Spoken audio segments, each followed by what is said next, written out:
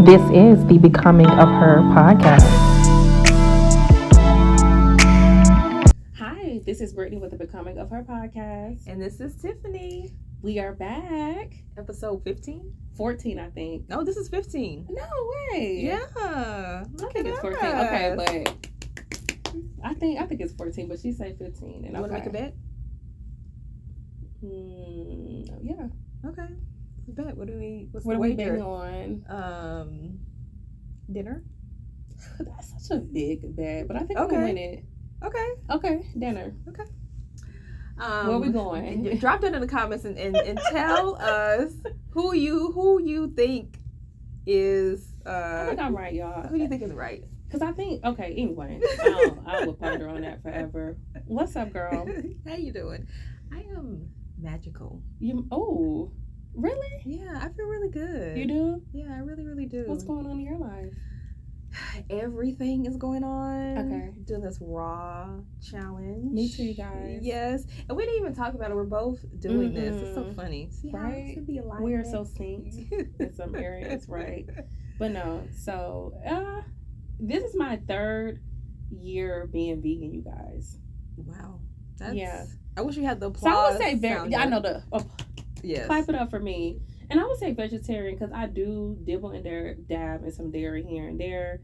I'm gonna eat some cake that got eggs in it. I'm gonna eat some, cheese sometimes. So I would say vegetarian, but I have not eaten any type of meat since 2020. Wow. Kudos. Okay. Kudos. That is it. So I felt like this month, on a celebratory note, I wanted to take it to the next level. Okay. Which is why I wanted to do raw. Mm. What's your reason behind it? I just want to get clarity. I'm in a really Mm. deep spiritual awakening process. Mm. And so I'm in this phase of like moving towards making sure that I'm aligning myself and that I'm living the lifestyle that I should be living. I feel like really just honored. Okay. So this moment is just about me cleansing, praying more. I was kind of initially trying to do it in alignment with Lent. Okay. But I was a little late getting started. Okay. But yeah, it's just the whole, almost like I'm rebirthing, rededicating myself to myself. Why do you like think? that. Why do you think going raw or like switching diet lifestyles make people feel that way? I think it makes people feel that way a lot. I think it's a cleansing process of it. Mm. It's like, you're kind of cleansing your body to start this new beginning. I could definitely see that. So, would you girls go raw vegan with us? Like, what if we did a challenge? That would be fun. We should do that. I think that would be so cool. And it's so hard. It's really not hard. You don't think it's hard? No. Once you find the right things, like the first time before I was... right meals. Yeah. Once you find the right meals. Before I did it the last time, I was super nervous. I was like, this is going to be terrible what I'm going to eat. But I found this girl, the one I told you about. I think her IG is called Let's Talk Food. Listen. Her recipes. She had one of the sauces from her recipes today because I made something. It was bomb. What'd you say? Chef's Chef. kiss. It was. Her recipes are kiss. so fire. I was like, I could possibly give up some meat for this because it's so good. It's so good. flavorful. And it's flavorful and fresh. Yeah, and you feel light, like I don't feel weighed down. Right. I just had a whole thing of zoodles and juice, but I don't even feel like I ate. I'm not bloated. I don't, you know how you feel once you eat. It's just like, especially depending on like a meal, like you had a curry dish, and if you eat a traditional curry dish, that rice is gonna bloat you all the way up. Those noodles. So yeah, shout out to us, girl. Yes, we're doing it, doing the thing. Yes. What's going on with you? Life. Life. The most interesting thing I'm doing right now, I'm almost done with my certification to do the confidence coaching. Okay. Yes, so I should be done with that by the end of the week. And that's the most exciting thing I'm doing right now.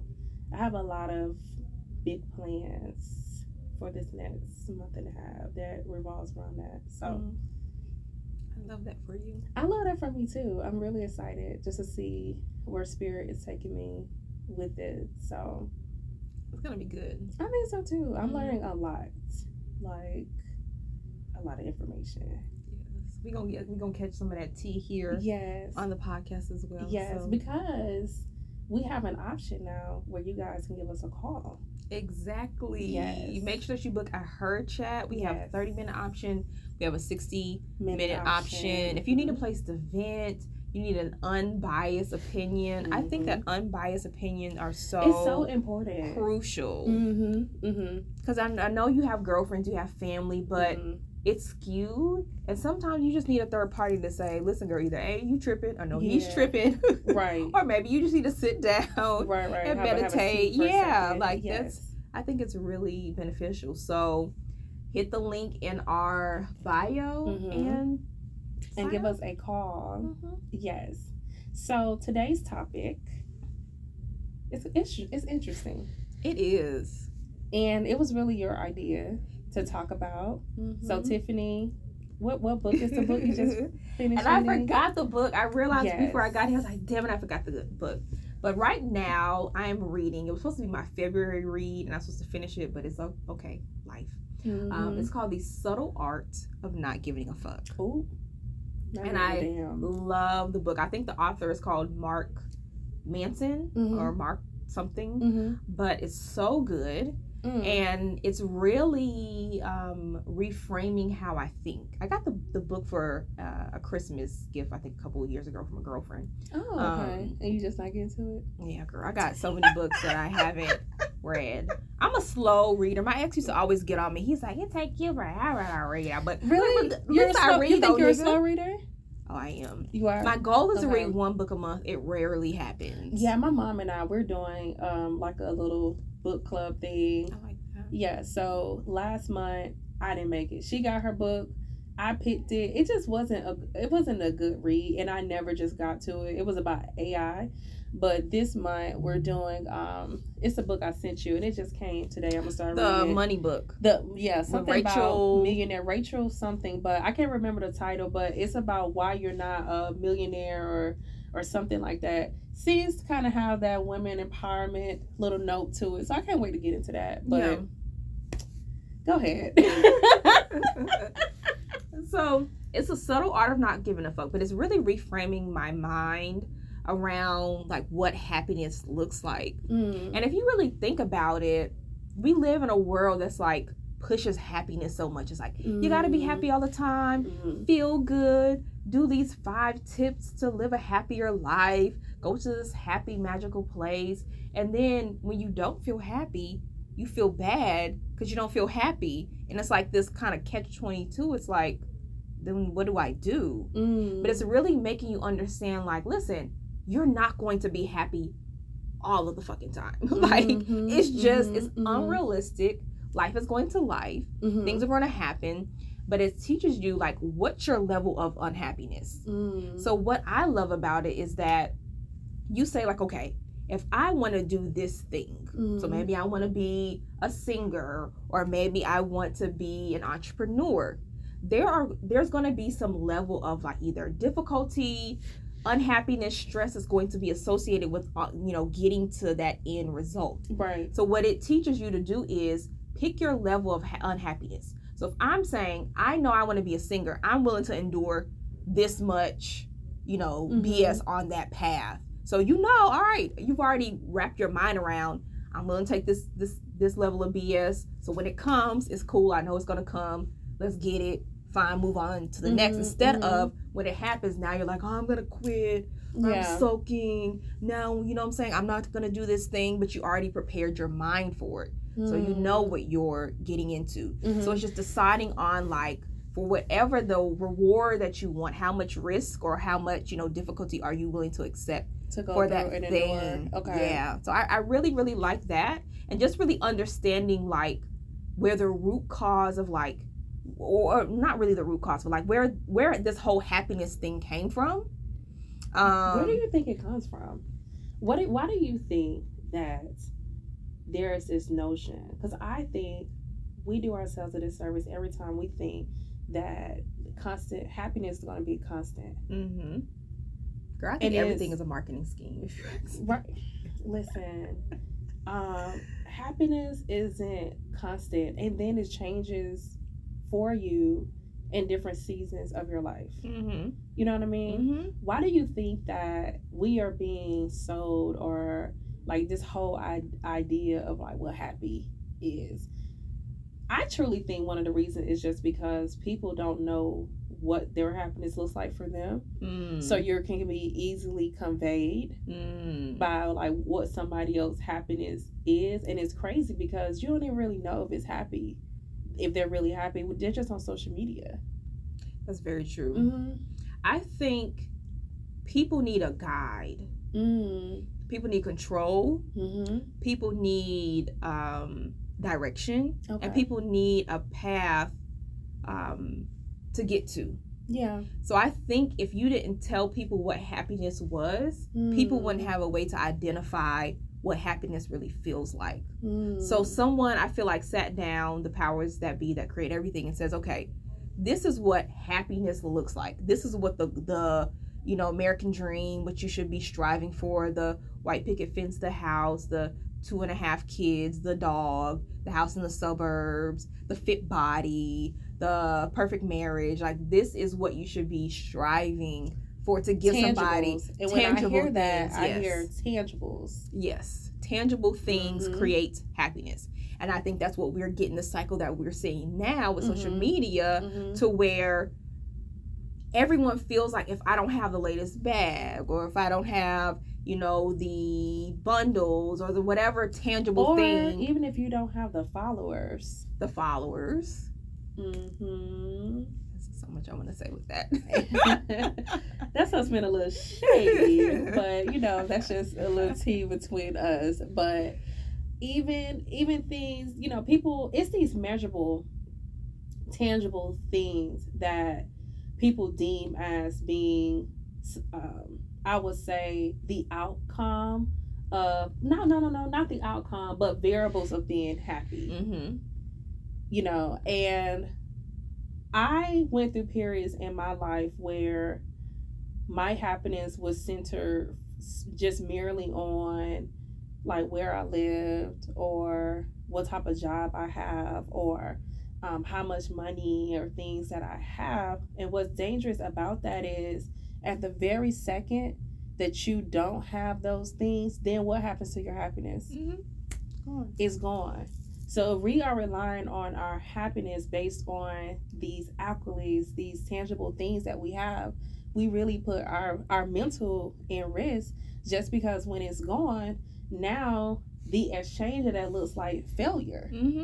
Now it looks like, okay, that was my happiness, and I depended on that of my happiness, and when it's gone, now you feel empty. And you see that a lot.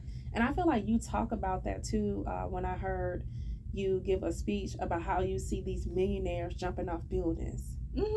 You see people, you know, going through different financial crises and everything, and committing suicide. They don't know how to cope. And just not knowing how to cope. What's happiness for you? Happiness for me is freedom. And it's peace of mind. And that's why I no longer work a job.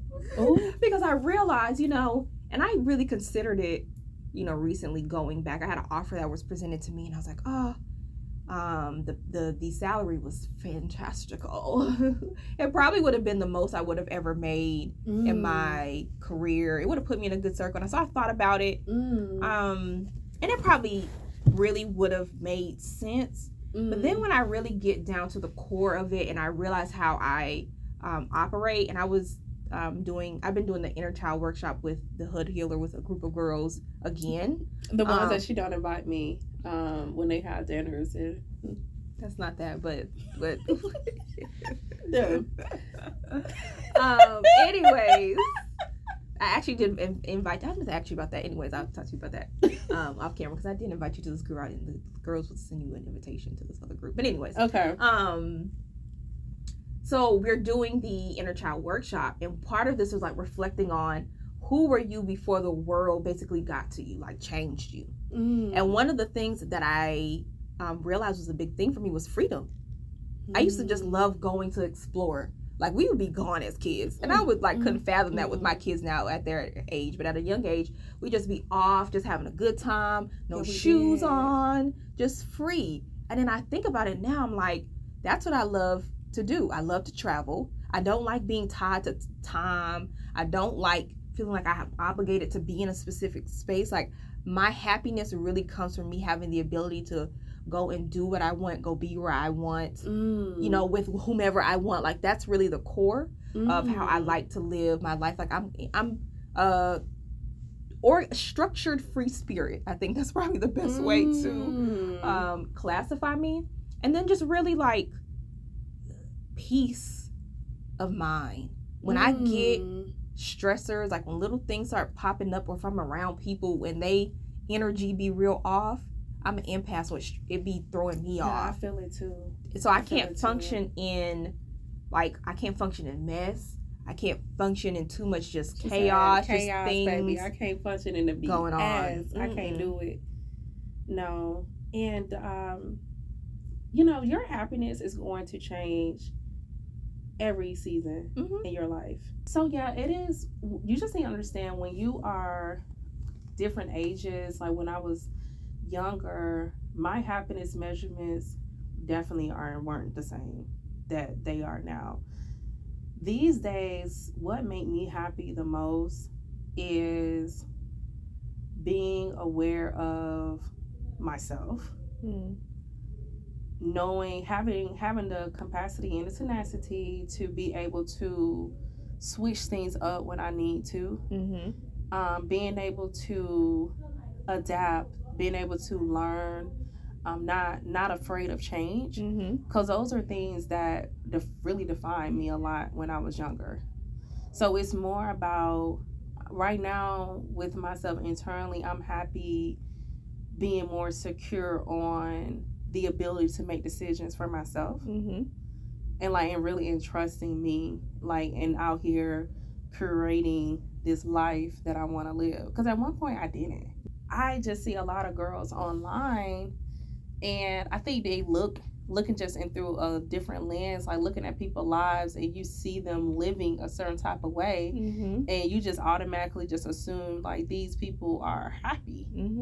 It's really important that we define our own happiness, and I feel like that's cliche, but it's real. It's very real. I think we need to define it, but we also need to understand that there's going to be periods of time that we're not going to be happy, and that's okay. And it's no one else's responsibility to make us happy. Like, we have to start with our own level of happiness, and what anyone else does, it just adds to what we already have, amplifying our happiness. And if we're not, then we're not, and that's okay too. Be in your little period of unhappiness, go through your funk, and then come out on the other side when things change and you start feeling happy again. And at those times where you are in complete solitude, because sometimes I have to be in complete solitude, lean on God.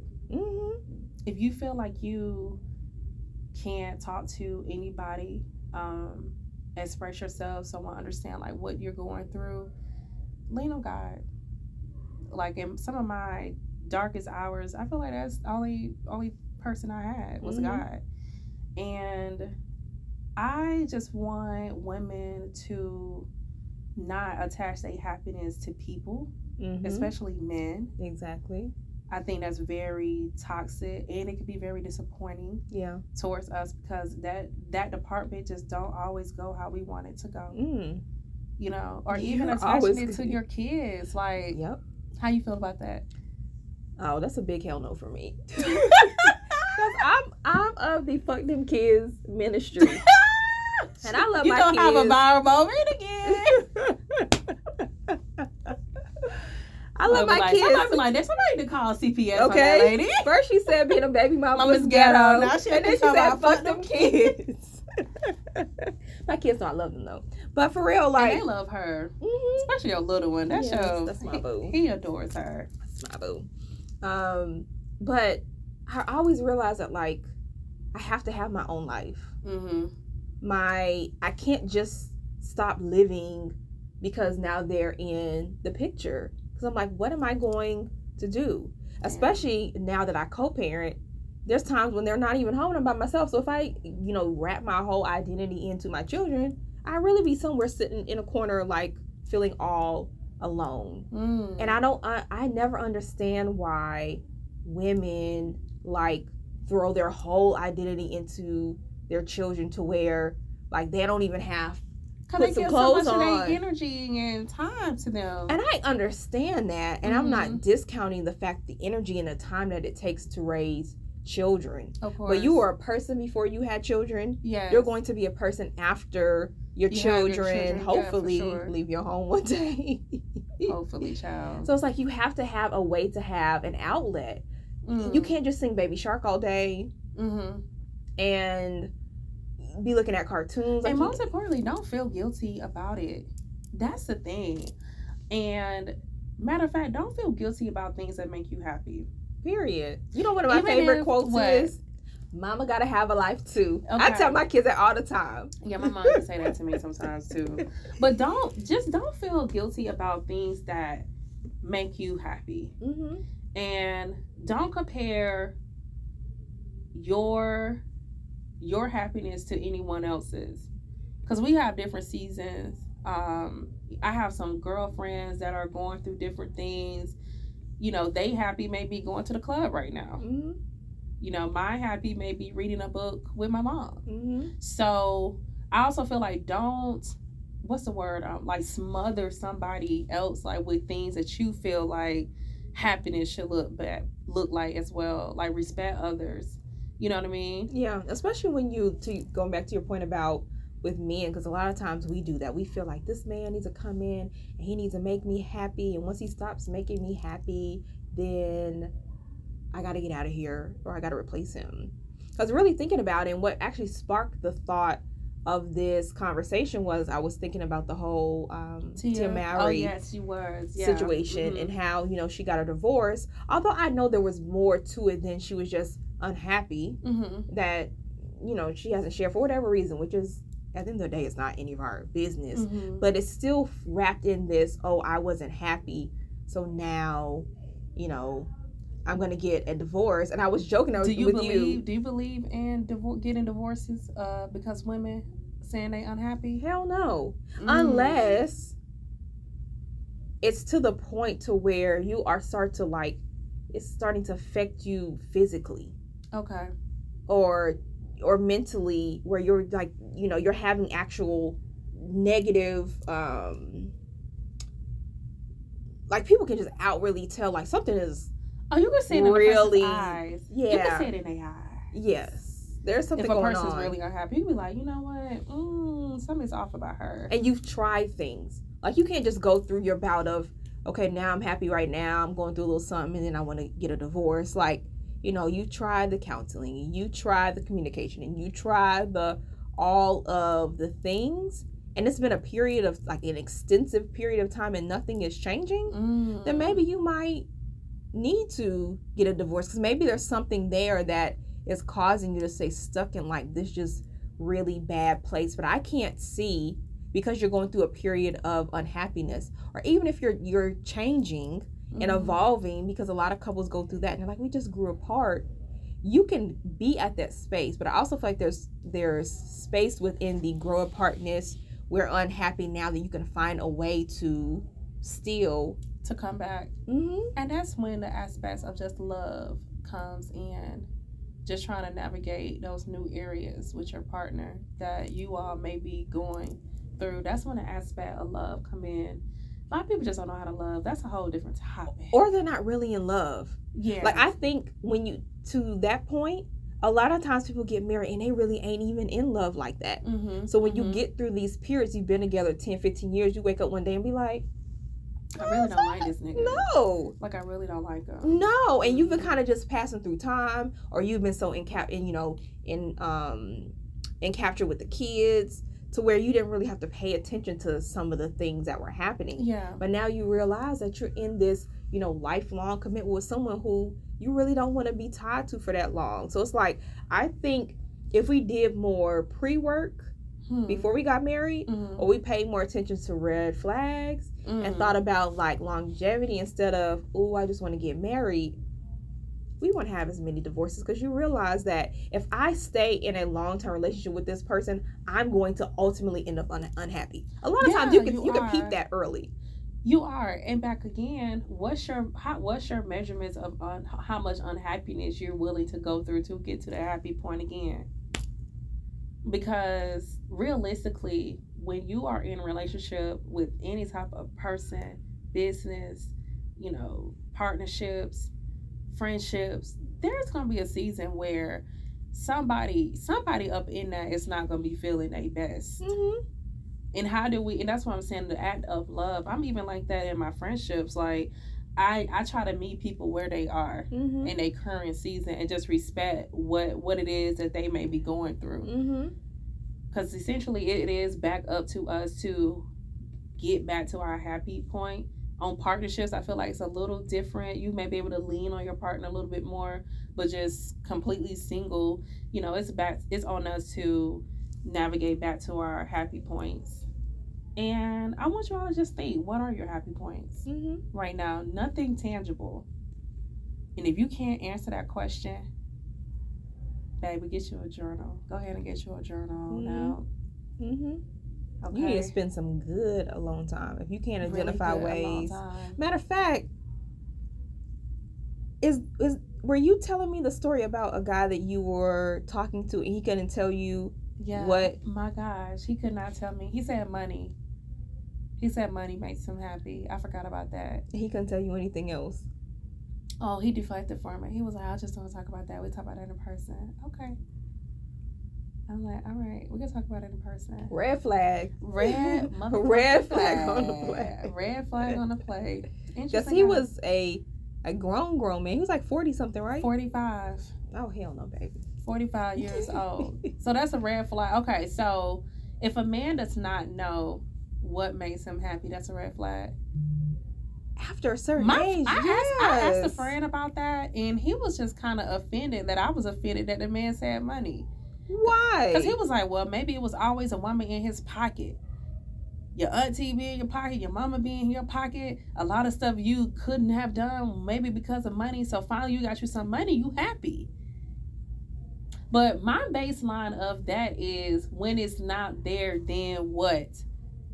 Then you got to deal with a man who's crying in the corner or depressed, don't want to get out of bed because he ain't got no money. Matter of fact, okay, let me tell y'all. Okay, so I was in Clubhouse. I'm never really on Clubhouse, but someone invited me to this room, and literally this man was talking, and he was mentioning, his name is Dante. I think he's really popular out here in these Clubhouse streets.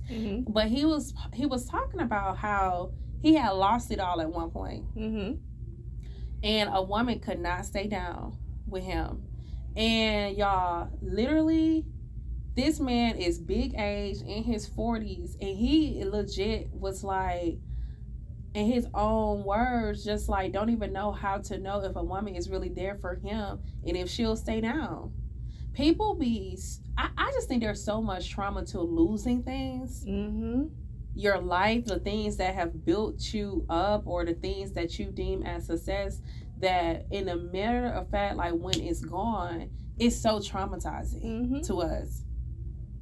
It's so traumatizing. But as I am learning, just in my little certification class, you guys, is that the ability to confidence can be linked to your happiness, because confidence is a skill, and in a skill where if you always have the ability to keep learning, that means that you'll become competent in something, and being competent in something can lead to you being able to get an ability to learn a new skill to get some more money or something like that. So confidence is parallel to like your happiness, because you have to believe in yourself that if I lose this thing, I have the ability to go back and get it. Yeah, it's linked to your it's linked to it.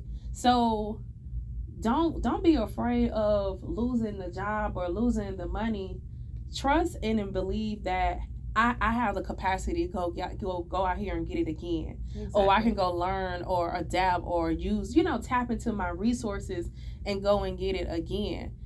Money be having us in such a tight ass chokehold. It does. And I get it. A bitch don't want to be homeless. Okay? Mm-hmm. I don't want to be homeless, but I ain't about to off myself about it either.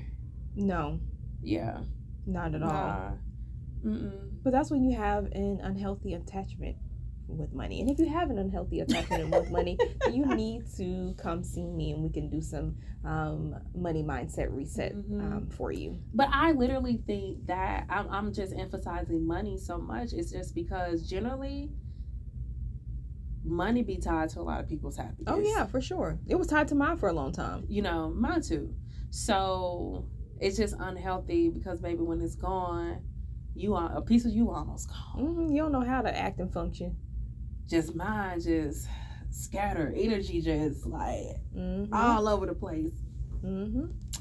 But yeah, that is exactly it. So, I really would say with good takeaways from this is one, just figure out like what makes you happy. Truly makes you happy. Yes. Yeah. I think truly is a good emphasis because to your point earlier, like we get a lot focused on the tangible things of the money and we think, oh, that's it. But money status. That reminds me of this concept I learned from, I think it was Tony Robbins, where they call it like the 7 levels.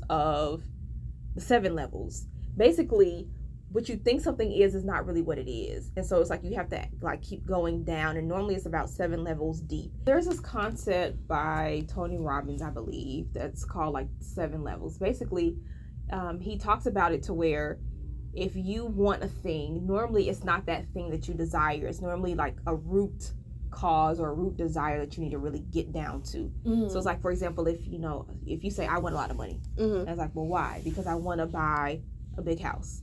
Why do you want a big house? So that I can have enough space for my family.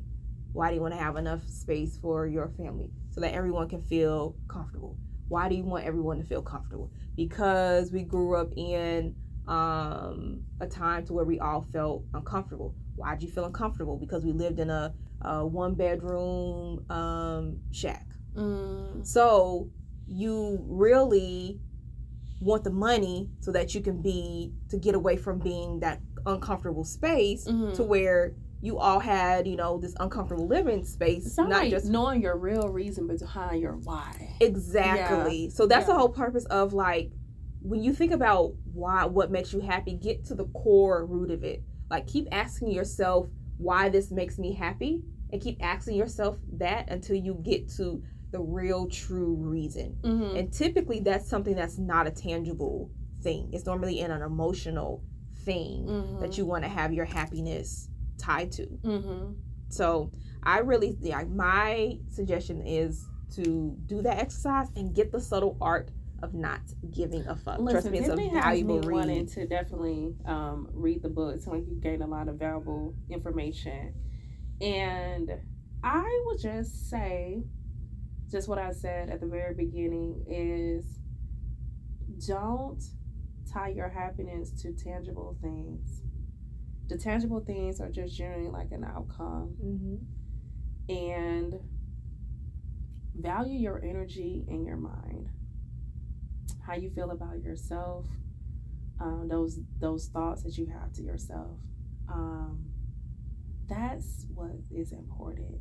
And of course, all the other things that we love, our kids, where we stay, and all of that good stuff. But those things can always change, So exactly. I love you guys. To peace and happiness.